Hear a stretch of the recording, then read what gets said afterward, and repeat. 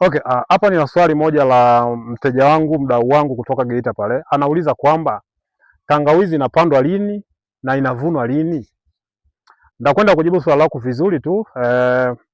Tangawizi inatofautiana misimu ya kupanda kama nilivyokuwa nimeelezea video zilizopita, lakini majority of us tunalima tangawizi mwezi wa 10 kuanzia tarehe 15 mpaka tarehe 20 tunalima tangawizi.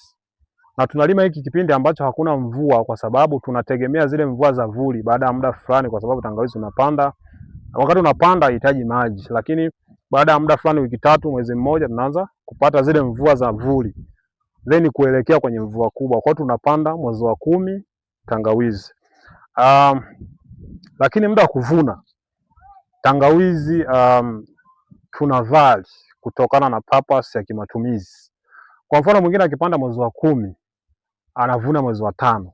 Kuna mwingine hata mwezi wa 4 mwishoni anavuna. Lakini ile tangawizi ukichunguza vizuri utagundua tangawizi ile sio bora sana.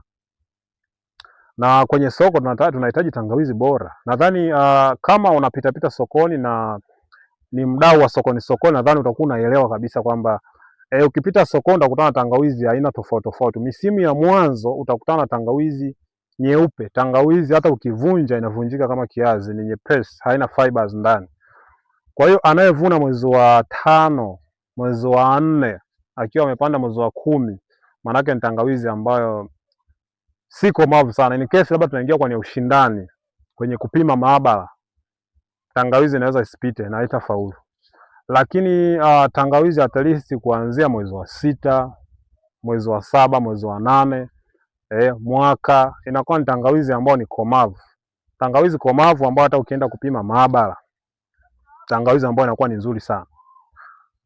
Kwa hiyo ni hivyo, tangawizi tunalima mwezi huo, mwezi wa 10, tunavuna kuanzia mwezi wa 5 au mwezi wa 6, mwezi wa 7. Yani inatofautiana, inategemea na purpose ya kimatumizi kama alivyosema. Yes, kwa sababu ukiuza ndio utauza, lakini sasa kwa sababu yule mtu anaenda kuitumia tu labda kwenye chai, haitaenda viral sana kwa maana ya soko.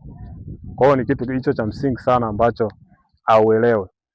Nitakupa story kidogo. Miaka 4 imepita kama sio 3. Nilipata wateja kutoka South Africa. Wale wateja nilienda nao pale Kigoma na walihitaji kupata tangawizi, na bahati nzuri hata wao pia ni wakulima wa tangawizi kwa South Africa. Walikuwa na ekari kama 70 za tangawizi. Sasa kipindi wamekuja Tanzania kwa ni off season, kwa walikuja kupata at least kiasi fulani cha tangawizi. Na walipofika huko kwetu bwana, tulipata changamoto kutokana na vigezo wanavyotaka wao vya tangawizi. Kwa hiyo ilionekana tangawizi yetu sisi tunaitoa tangawizi ikiwa bado haina vigezo. Lakini kwa kwetu sisi ndio tunaona ni tangawizi nzuri tu, lakini tukija kwenye soko la nje ndio kama hivyo.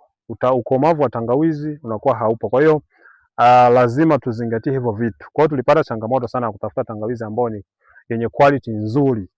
Umeona? Kwa hiyo lazima uzingatie hayo. Ni mambo kama madogo, lakini ni mambo makubwa sana unapokuja kwenye utekelezaji.